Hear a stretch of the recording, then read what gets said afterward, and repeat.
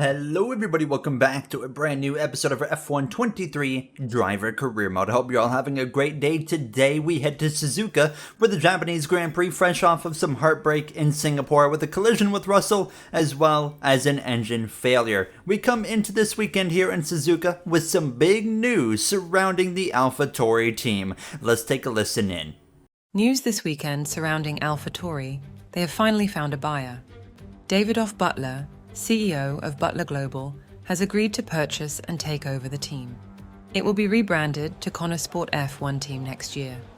How about that for some big news? We've got a brand new team taking over the Tauri team, which we knew was coming, and it's Connosport. Now, if you don't know what Connosport is, it's the team from the Breaking Point feature in F1 23. So, David Butler is going to be coming in with his own brand and running that team starting next season. The driver lineup to be determined, so we'll wait and see what's going on there. Let me know down below if you're surprised to see this one happen or not, and what you think of the situation there. We still have one more team that needs to determine their future, and that's Sauber. I'm hearing as soon as next episode in Qatar or maybe Circuit of the Americas, we're going to be getting some news on the future of Sauber and what's going on there. So P11 here in FP1, pretty happy with that, but we focus in on Saturday afternoon here in qualifying for Japan. It's nice to come into this race because thinking about it, after this race we have, I think, 2 back-to-back sprint weekends, so that's not going to be a lot of fun.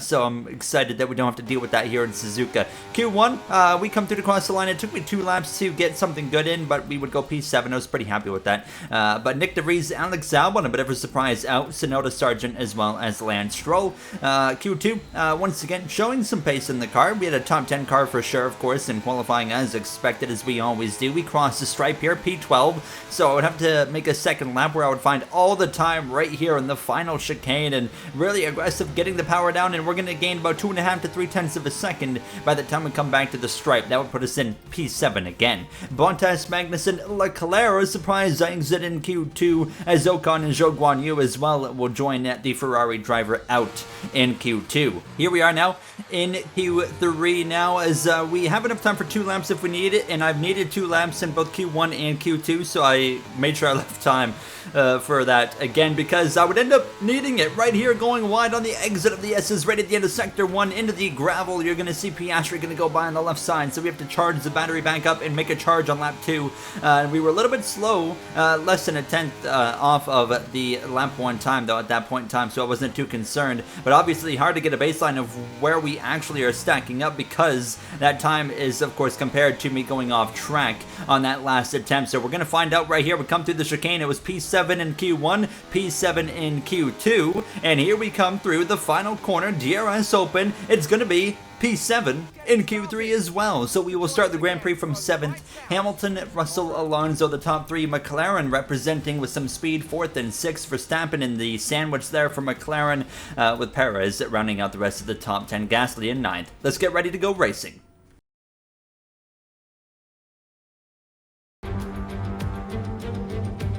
No fewer than 12 world champions have been crowned at Suzuka, but who will be tasting glory today at the checkered flag?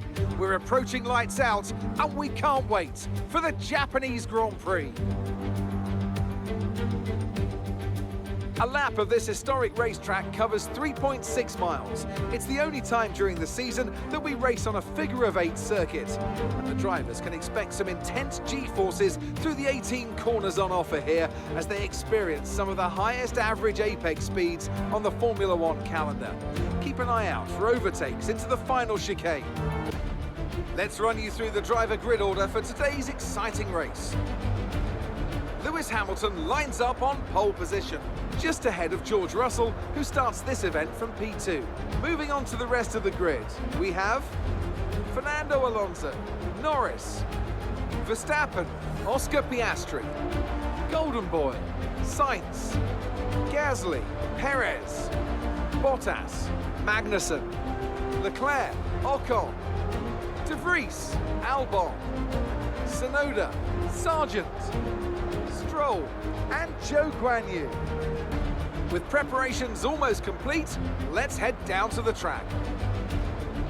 Anthony Davidson is alongside me, as usual, for today's race. We should talk about Williams. What do you make of their performance so far this season? Well, the atmosphere within that team seems very positive at the moment. Everyone seems like they're in great spirits and having a lot of fun doing what they do, and that's definitely contributed to the performances we've seen. Ready to go racing here. I think it's going to be difficult to fight for a Grand Prix win today because Alonso's going to be in the mix, and obviously we had to chat with Lawrence Stroll recently about the situation there. We're going to be doing mediums to hards. Let's get ready to roll here in Suzuka. The formation lap gets underway then, and it's going to be interesting today to see how the dry conditions could affect the lifespan of the tyres. Okay, Lewis, let's continue to push today and run away with the title. Yes, sir. Thanks for the fast car again, Toto. So as all the cars reform the grids, the drivers will be hoping to get a strong start. They'll want to earn some valuable points from today's race, with final communications being done with their race engineers, ensuring the planned strategies are all in place.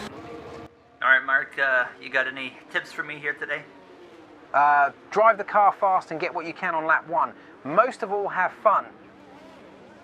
Having fun is what we're going to do. We've had 3 DNFs in the last 4 Grand Prix, one with an incident on my own doing in Monza. 2 of them, however, have been mechanical failures. Looking to avoid both today. Unfortunately, the last 4 Grand Prix, we found ourselves out of the championship battle. We can't win it anymore, but we are here to help our teammate Alonso fight for the title. 5 red lights. We're ready to go racing in the Japanese Grand Prix. It's underway. It's a poor start for both Piastri and Verstappen. We had to wait there for Verstappen, but we get the lunge down towards turn 1. Wheel to wheel with the back-to-back, the back 3-time champion now as we go wheel to wheel in the turn 1, and Verstappen had a lockup. He's already run us off the circuit here. Now I'm the one that gets a warning for a collision somehow. Perez goes through, and so does the Alfa Romeo Haas of Kevin Magnussen, but it didn't take long to get things physical and aggressive here. You see Leclerc side by side with Esteban Ocon there in the Alpine, double wide here for the last, 4 rows, as they're going to get things sorted out. Logan Sargent lining up the back of the field, Lance Stroll and the AlphaTauri as well, back there, fresh off that news for that team, of course. And what's going on? Leclerc's off. Leclerc and the Ferrari's off in the gravel on this first and opening lap of 27. We'll get an immediate look at what happened here, and alright, he did that all on his own. Nothing happened, no contact, he's just bad. So we continue on to the end of lap 1, and we were down to P10. Not very happy, about the contact with Verstappen. That was all on him right there. Yet, we get the warning for it, so it doesn't make a whole lot of sense to me here now as we're all over the back of Magnussen on the exit of the hairpin. Look at this. We're going to be able to make a move up the left side, and now we're going to use that overtake here, side by side through the long sweeping right-hander. Perez just ahead, Gasly just behind, and the Alpine. We continue to talk about Alpine. They have continued to kind of make a little bit of a stride back forward here now. Of course, they're still not to the point where you expect them to be, but they're definitely improving now. But right now, Gasly scored P11. We've moved up into that 9th position over the Alfa Romeo Haas. Up front, it's Hamilton, Russell, Lando Norris, and then we have our teammate of Fernando Alonso. So we had that chat here as you see a move on Sergio Perez. He's not going to make it very difficult here into turn 1. Hopefully, actually, he's going to stick his nose up the inside, keep it there alongside us, but we're going to get clear on the exit. So we'll take P8 away from the Red Bull. But we had that talk with Lawrence Stroll at the beginning of last episode, listening to Lawrence say, basically, we are now the team player helping Fernando Alonso any opportunity we get. But if there is an obvious opportunity to win the Grand Prix, we are free to go and, try to win said Grand Prix. Today, looking like it's going to be very hard with the qualifying effort, and especially the start and the contact with this guy, Verstappen, who this time around lets me have the position down into turn 1. I drove in pretty deep anyways, but we get P7. There's a lot of speed in this Aston Martin, and it was just about, of course, making up that ground from the turn 1 incident with Max, and I was surprised it had taken me to lap 9 to really rebound ahead of him. And now on the back of Oscar Piastri as well, Sainz in the Ferrari. You can see up ahead, Alonso not far down the road. A great exit out of the hairpin, side by side here with the Australian of Piastri here as we head down towards the end of the second sector now, of course. Now as they were actually going to let him have it there. I didn't feel confident going up the inside. He had the corner. Hamilton out in front here at the beginning of lap number 10 by a few seconds over his teammate of George Russell, Lando Norris, and Alonso a little ways back here now as we continue in the background. Actually, some battles happening. I was under attack from Verstappen. As you can see, Sainz was putting the attack with Piastri, and he's going to stay ahead of Oscar, and I stay ahead of Verstappen in the process. So two different little scraps happening right there, but no positions end up changing. Norris comes into the pits at the end of lap 11. He was on softs, which explains why he was able to hold up Alonso. Now as Piastri really checked up there down into turn 1. The AI really like to slow up going into the first turn, especially when they are under attack. You saw it with Verstappen. You might see it right here with Piastri, who we make a move in. Sure enough, he stomps on the brake pedal, lets me have the position. I move up into P5 behind the Spaniard of Carlos Sainz for Ferrari now, as I'm going to follow him into the pits at the end of lap 13. This is a scheduled pit stop. We get it down to pit speed, but we destroy the sign in the process. So hopefully we don't mess up anybody's pit stops there when they're, of course, coming into the commitment line and trying to get down to pit speed. We're going to come in, though, for that hard compound tire. We're going to roll. It's a solid stop, but we're still going to come out behind Sainz there in the Ferrari. So 2.2 seconds stop, and we're all over the back of Sainz here now. Of course, he had a podium in the Italian Grand Prix IRL there at the point I'm recording this the day after the Italian Grand Prix. It was an alright race. It wasn't, incredible, but it was nice to watch him scrap it out with Leclerc at points. Now, as you can see, we're going to be scrapping it out now with them to the right side. Probably not even going to be a contest into turn 1. Sainz doesn't let us have it. He doesn't back out, but we're able to cruise by anyways. And up into 5th place behind Alonso and Norris, 3rd and 4th up there. We have continued to move our way forwards all Grand Prix long here, but 5.2 seconds a gap to Alonso. That's going to be very difficult to close in. He's closing in on Norris himself. But now, I think it's time to go through the grid here in these final 10 laps at Lewis Hamilton out in front. Russell is making some gains on Lewis Hamilton, but he's got a long way to go and a short time to get there. Yes, that's a song I haven't heard in a while, Crofty. But anyways, Alonso is surely going to get 3rd momentarily from Lando.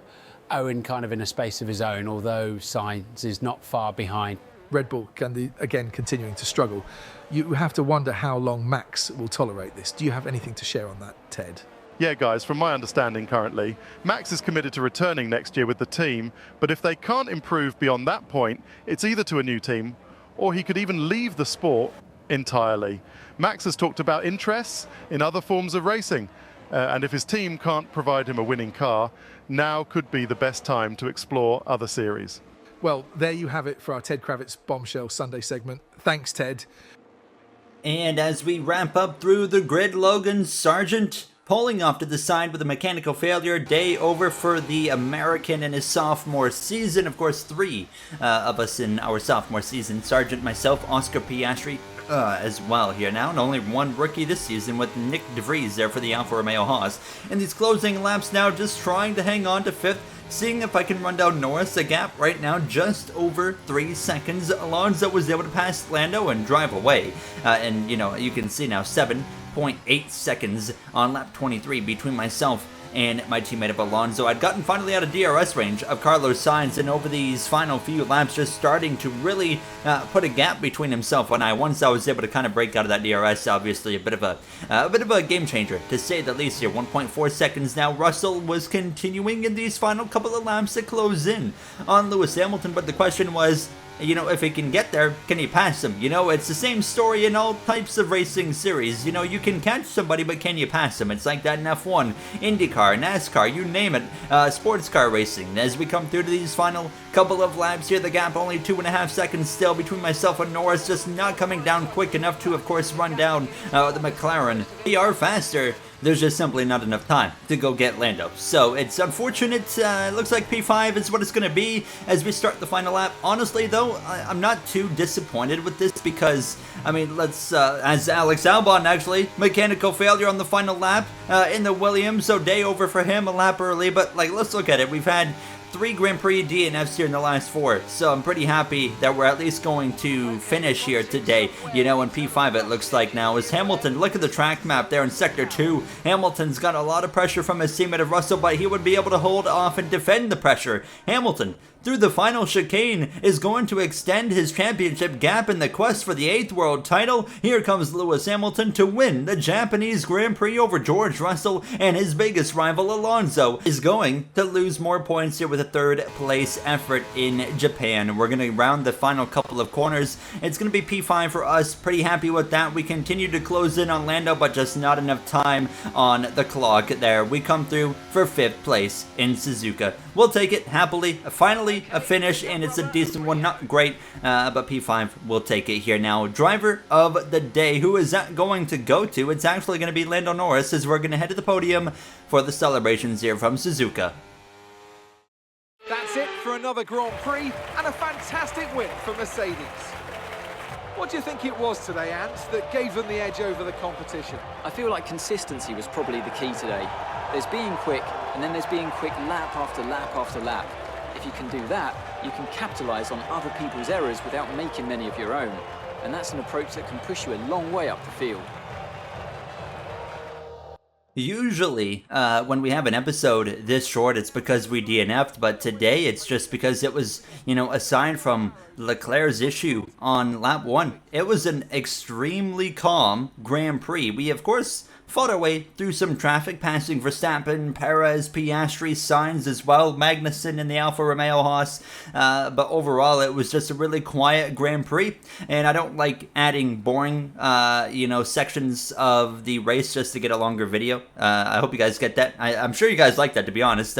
It's just seeing the exciting parts for the most part here, but you see the podium celebration there with Hamilton, Alonso, Russell as well. Of course, Hamilton extending that championship gap once again. Now, Russell did get the fastest lap of the Grand Prix, so 19 instead of 18 points on the board for him. You see the rest of the order, a couple of DNFs there. Leclerc never went anywhere. He only got P16. He ran down the back of the pack after going off track, within about 5 laps, but just couldn't pass. It was difficult to pass. Hamilton with now a 39-point lead over Alonso, 48 over Russell, and of course, we're back by 129. Before we wrap it up, let's take a look at the constructors. 120 points the difference between us and Mercedes. In the next one, we head to Qatar, sprint weekend. I'll see you guys then. Thank you for watching. Have a great day, everybody.